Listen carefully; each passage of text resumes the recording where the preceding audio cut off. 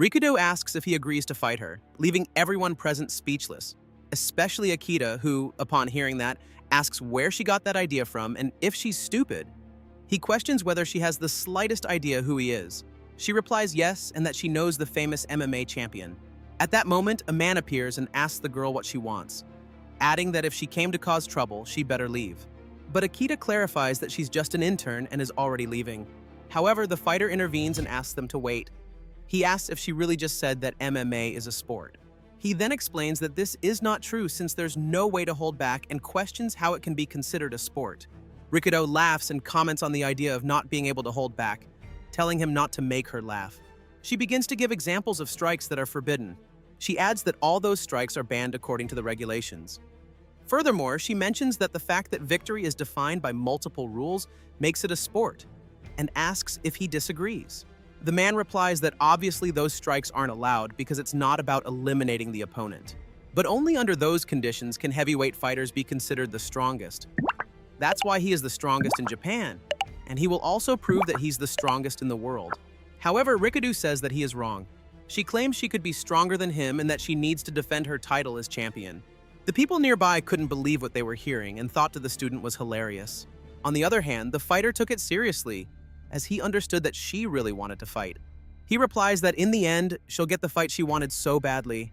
She's glad about that, but the man from before tells her not to take what the student says too seriously. Nevertheless, Fuwa replies that it doesn't matter what he says, because she means it. She adds that she's not joking, since she truly believes she can beat him, and that's something unforgivable. Before starting, he tells her he has one condition.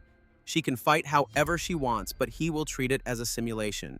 Rikudo asks why, and he responds that he's a professional, and if he takes it seriously, it would be a problem. She agrees, saying there's no other way, and promises to show how pathetic he is. So, everyone heads to the place where the fight will take place, and Akita can't believe what's happening. His classmate is going to fight an MMA champion. Fuwa explains that it'll be a 5-minute round, and the loser will be whoever gets knocked out or withdraws first. She agrees to those rules, and the man from earlier asks Fuwa not to hurt her too much. He replies there's nothing to worry about, but admits that sometimes people get hurt even during training. The fight begins, and the girl quickly charges in. She kicks directly toward the groin. However, Fuwa manages to block it. He also says he knew she would aim straight for that. She prepares to attack again, but her opponent already knew she would go for the eyes and dodges the attack. Then, she throws a kick that nearly hits the fighter's face, but he manages to dodge it as well. He comments that it was close and that she tried to fool him with the initial attacks because her real target was that kick. Akita reflects that he was able to anticipate even the surprise attack and wonders what she'll do now. That's when Fuwa says it's his turn now. Before attacking, one of the most basic punching techniques in boxing is explained, the jab. A fast punch with the lead hand, less powerful but more risky. That's why it's used strategically to keep the opponent on the defensive. But a heavyweight's jab exceeds 111 kilograms of force. And that's exactly what Fuwa does. The punch lands directly on Rikudo's face. She falls to the ground, seemingly unconscious. Fuwa, seeing that, apologizes, saying he couldn't hold back. Akita is surprised to see that the feared Setsuna Rikudo fell with just one hit. Fuwa asks if she is okay and apologizes, as he couldn't hold back. He suggests she rest a little before leaving. Then he asks if someone can bring him some water. But at that moment, his coach yells at him to pay attention, just as Rikudo launches an attack.